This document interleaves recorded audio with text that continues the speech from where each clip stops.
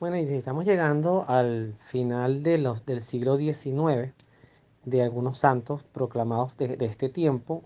Como me gusta aclarar, no son los únicos, ojo, hay muchos.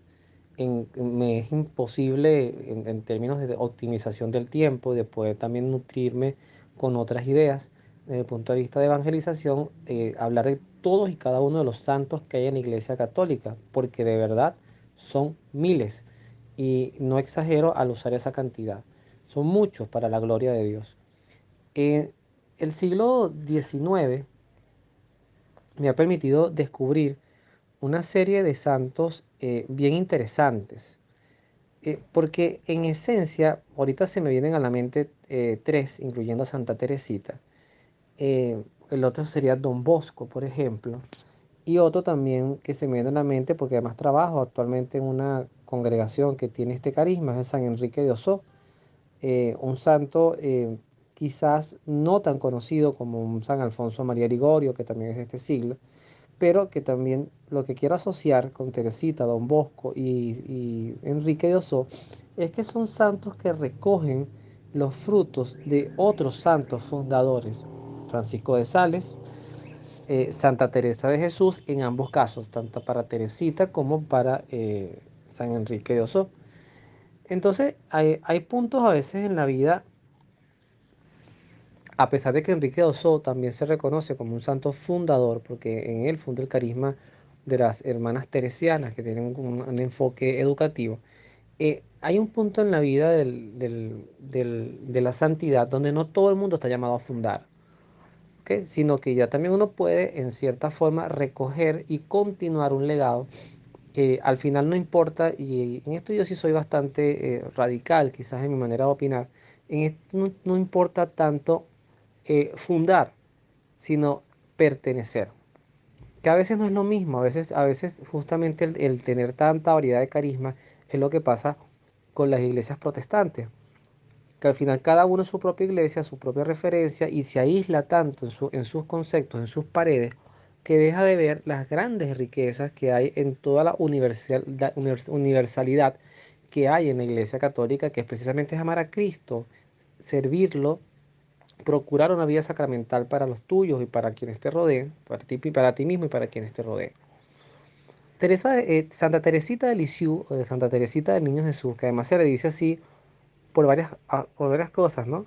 Uno es es que muere muy joven.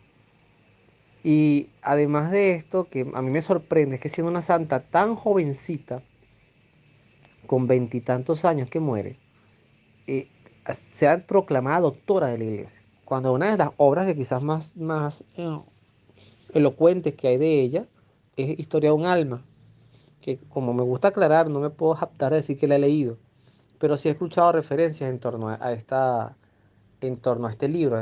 Bueno, como su propio nombre lo indica, es un libro testimonial.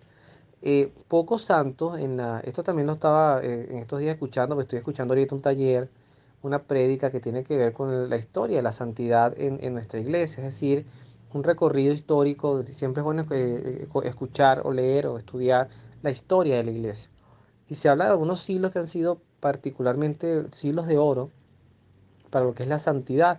Entre esos florece, por supuesto, el siglo I, también se habla del siglo XVI, por ejemplo, esa ambivalencia entre el siglo XV y XVI. Eh, Luego también se habla, por ejemplo, bueno, el siglo XIX no es que haya sido la mata de la santidad, a pesar de que tenemos este tipo de santos, pero es que también fue un siglo muy difícil por el tema de todo lo que fue la Revolución Francesa, la Ilustración, el comunismo, etcétera, que todavía hoy se viven secuelas de eso. Pero es interesante cómo Dios puede tomar figuras de santos indiferentemente de su edad, indiferentemente de su formación, para ver algo que además rescata una de las bienaventuranzas, que es benditos los puros de corazón o bienaventurados los puros de corazón, porque ellos verán a Dios.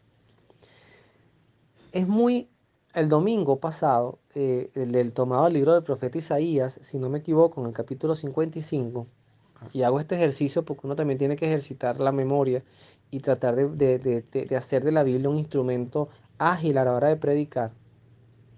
Mucho es el camino que me falta para poder llegar a como lo hacen grandes predicadores de nuestro tiempo. Pero justamente esa lectura hablaba de que lo que decía el Señor, tus pensamientos no son mis pensamientos, tus caminos no son mis caminos. Y es que lo que voy a decir no es un pensamiento que se pueda aceptar desde el punto de vista mundano o humano. Pero qué grande y qué bendición tan enorme para un joven que descubra a temprana edad que no hay riqueza más grande que la eternidad con Dios. Este tipo de santos también se habla de esta conducta en el beato doctor José Gregorio Hernández. Santa Teresa de Jesús también tuvo este anhelo. San Pablo también hubo una lectura en estos domingos que hablaba de que él a veces andaba confundido entre si desear morir, que no es lo mismo que quitarse la vida, ojo, pero desear morir para estar con Dios, o seguir viviendo pero tener una vida fructífera, y después él mismo dice, aunque sin duda mucho es en demasía mejor estar con Cristo, estar con Dios en la eternidad. Y esto lo descubren los santos, fíjense esas actitudes de Santa Teresita. Bueno, si me cae la carrera encima, me muero con mi papá y así no tengo que sufrir viéndolo morir. Pero a veces es el anhelo de estar con Dios, de querer estar con Dios. Por eso en la pureza, en la sencillez, cuando vemos sencillamente que lo importante es amar a Jesús, seguirlo y dejar un camino de vida de lo más transparente posible y, insisto, centrado en el testimonio, eso son semilleros de santidad para el futuro y bien importantes además, dejan huellas en las vidas sucesivas. Fíjense, por ejemplo, como un propio papa la define, o sea, la asume como una gran bendición para su propio papado. Y con qué rapidez esta santica de Francia, pequeñita, humilde, logra escalar en poco tiempo la santidad y ser proclamada además patrona de las misiones, nada más y nada menos. ¿Qué es misionar? Esa reflexión también se puede sacar en torno a esta biografía. ¿Qué es misionar? Para algunas personas, misionar es llevar comida, alimentos, ayudar al prójimo, al necesitado. Eso es un fruto de la misión. Digamos que es un derivado de la misión. Tú puedes llevar comida en una misión. Yo de hecho viví una experiencia misionera muy hermosa en el occidente de mi país, Venezuela, por allá, por el año 2009, si mal no recuerdo.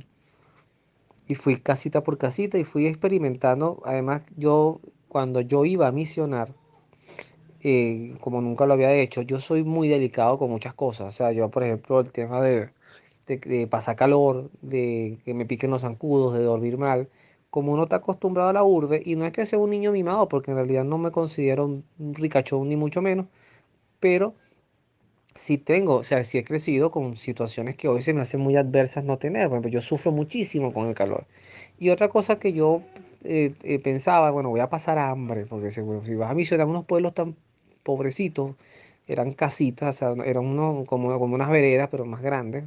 Yo decía, nada, que voy a pasar necesidad. Y ojo, hay misiones que sí tienen esas características, pero el sacerdote que nos invita cuidó muchos detalles. Y cuando llegamos ahí, había todo un orden. Al final, primero éramos dos y luego se incorporó un tercero. Y resulta ser que nosotros, mire, yo creo que una de las veces donde yo más he comido fue en esas misiones. Cada casa tenía programado atendernos con sopa, seco y jugo y cuidarnos y bañarnos. Así no tuvieran agua, pues nos hospedaron en las casas donde habían tanques. O sea, fue una cuestión, y ahí yo aprendí que existiendo personas con tantas necesidades, cuando se trataba de recibir, cumpliendo además el Evangelio. El que lo reciba a ustedes me reciba a mí. A recibir un misionero era algo verdaderamente importante. Entonces, qué vergüenza después cuando tú regresas y te das cuenta que cómo uno puede prejuzgar una misión. Pero ojo, nosotros más que llevar, trajimos, además nos dieron regalos, nos regalaron gorra, detallitos, comida, etcétera, dulce. Pero algo importante de la misión, que todo esto, esa comida ya se gastó, ya esa experiencia perceptiva, empírica pasó, pero ¿qué es lo que deja la misión? ¿Y cuál es en sí, que era la pregunta inicial, el sentido de una misión? Es llevar el testimonio de un Dios que ama, que transforma, y que nos invita y nos llama a la conversión, a dejar, por ejemplo, en esa época una de las cosas más difíciles era el sincretismo religioso. Había un auge muy fuerte, por ejemplo, de la santería, de los mismos protestantes que no son católicos y que muchas veces le hacen la guerra al catolicismo, hay que decirlo, no serán todos, pero sí ocurre. Entonces tú tienes que saber que cuando vas a misionar no vas a turistear, vas a enfrentarte con un demonio que puede estar muy instalado, como pasaba en aquellas tierras del Antiguo Testamento, con los Baales y con a todos estos dioses que tenían estos pueblos paganos. Entonces Teresita creo que inspira algo bien bonito en torno a las misiones, porque nos enseña a misionar, repito, desde el testimonio. Son pocos los santos que hacen esto. Eso también lo aprendí en una charla reciente. Por ejemplo, cuando tú ves los escritos de San Agustín u otros doctores, padres de la iglesia, son gente que predicaba, que enseñaba, que se paraba a veces a hacer hasta una catequesis. San Agustín tiene un libro muy importante, que es un libro de testimonio total, absoluto, una riqueza, una joya de la literatura, si cabe el término, de nuestra fe católica, que es las confesiones de San Agustín. Pero a partir de ahí después salen otros escritos donde son literalmente enseñanzas. Una Teresa de Jesús, que además es como una gran avanzada para su época. Estoy hablando de Teresa de Ávila, no Santa Teresita, que es nuestra invitada de hoy, nuestra protagonista de esta reflexión, pero Santa Teresa de Ávila, que hizo toda la reforma, y bueno, todo esto de los carmelitas descalzos y la gran fundadora, como decían, como la llaman la andariega, porque caminaba muchísimo, se la pasaba fundando y viajando por todos lados. Ella empieza este estilo, o por lo menos lo potencia, lo hace fuerte, este estilo de la evangelización centrada en el testimonio, no en tanta programación. A veces nosotros podemos estadísticamente hacer muchos PowerPoint, y podemos hacer muchos talleres, y podemos programar muchas cosas, y idear muchas cosas y cumplir con las metas. Tenemos que dar 3.000 horas de formación durante un año o 10 años y las dan. Y aquí están las 3.000 horas de formación. Pero cuando ves a los formandos, a los que recibieron esa formación, pues mira, estuvimos ahí, pero no estábamos de corazón allí. Entonces, la misión y la evangelización a la luz de estos santos es abrirte a tu propia realidad. Es permitirnos, con mucho respeto, demás cosas que se agradece, tener una mirada muy honesta hacia sus propias vidas, como Dios la tenía hacia ellos mismos, ver sus miserias, sus imperfecciones. Véanse como Santa Teresita se consideraba unos gigantes en la fe, en la santidad, a santos eh, que estaban antes de ella. Y resulta ser que esta santa, que se iba a imaginar ella, que al morir, que al ser llamada al encuentro con Dios, pues iba a estar a una altura, nada más y nada menos, de Catalina de Siena, de Santa Teresa de Jesús o Santa Teresa de Ávila. Y hay otra doctora de la iglesia cuyo nombre ahorita se me escapa, discúlpeme de verdad, pues son cuatro doctoras de la iglesia, pero no estamos con ella, o sea, serían tres adicionales, pero no estamos hablando de cualquier cosa, porque justamente ser doctor de la iglesia es que toda tu literatura, todos tus escritos, toda tu vida es material seguro para poder llegar al cielo. Entonces es un reconocimiento muy hermoso. Yo puedo tener, además YouTube a veces te da esas estadísticas, ¿no? No sé cuántos miles de horas de grabación. Ya voy por más de 500 videos cargados en el canal de YouTube, que todo esto va para allá. Y al final para mí, yo lo he dicho, lo vengo diciendo, sobre todo desde que soy padre, todo esto para mí es un testamento, una herencia para mi propio hijo y para el que le pueda servir en un futuro. Si sirve de algo, pues que sirva para la posteridad. Pero nada de esto sería importante si en mi propia vida no hay transformaciones en cuanto a la oración, a la santidad, aspirar a esa santidad que también la quiero para mi vida, pero una santidad, como a veces digo, no tanto centrado en el reconocimiento del mundo, en que te hagan una imagen, es la santidad que te permite morir y llegar al cielo y estar con Dios. En el lugar que te toque, así sea en la puerta, así sea en el pasillito, pero estás en el cielo. Y estar ahí con Dios debe ser algo verdaderamente indescriptible, sobre todo por la experiencia de amor que puede dar estar con Dios. Es como la luz que da el sol, que indiferentemente de la distancia que estés del sol, es la misma luz y te ilumina y te hace parte de un sistema, te hace parte de una naturaleza nueva, porque además tendremos una naturaleza nueva. Jesús decía que nosotros seremos como ángeles, no que seremos ángeles, pero que seremos como ángeles. Y además luego se habla de un cielo nuevo y una tierra nueva. Entonces creo que todo eso tiene un destacado, inspirado, motivador para nosotros seguir estos ejemplos de estos santos, que insisto, bendita esta santa que desde tan joven descubrió el sentido de la existencia y además lo abrazó con una dulzura, con una pureza sobrenatural.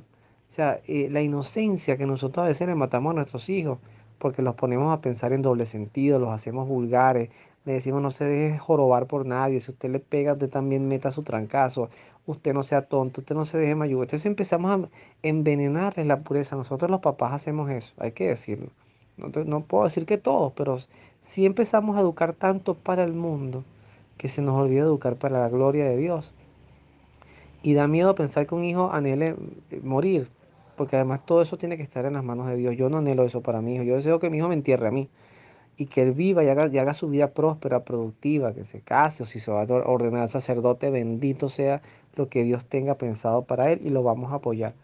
Pero lo importante es que él tenga en su corazón, y ya lo dice, por lo menos hemos logrado enseñarle eso, que antes de amar primero a sus padres y a su familia, primero tiene que amar a Dios. Y de ese amor que emana de amar a Dios, ese reflejará todo el amor que nos va a dar a nosotros. Un amor hermoso, un amor puro, un amor trascendente, un amor de servicio, un amor de caridad. Así que Santa Teresita del Niño Jesús nos deja tesoros tan grandes como otros santos tan jóvenes, como Domingo Sabio, como Goretti, creo que era la otra santa que también murieron jovencitos. Hay algunas historias ahí importantes, pero esta santa sin duda brilla, brilla de una manera especial y en un siglo, fíjense que Dios inclusive en su providencia, fue un siglo particular, pero no quiso que Teresita perteneciera al siglo XX, murió 3 años. Faltando 3 años para el siglo XX y hubiese sido una santa del siglo XX, no del siglo XIX, Dios quiso que esta santa fuera exclusiva de este siglo. ¿Por qué? Providencia de Dios. Él sabrá por qué, pero no la trajo hacia el siglo XX. La dejó en el siglo XIX y en el siglo XIX nació y murió. Todo por la voluntad de Dios. Bueno, a seguir su ejemplo, a amar mucho a Jesús, a querer rescatar parte de la pureza perdida, de la inocencia perdida, si se puede. Uno puede orarle mucho, sobre todo a María Santísima, su intercesión para que nos ayude a alcanzar también la pureza, eso que le pedimos a veces cuando estamos terminando el rosario, que le decimos Virgen purísima y castísima, antes, durante y después del parto, hacernos mansos, humildes y castos de pensamientos, palabras y obras. Que Dios los bendiga, nos vemos en oración.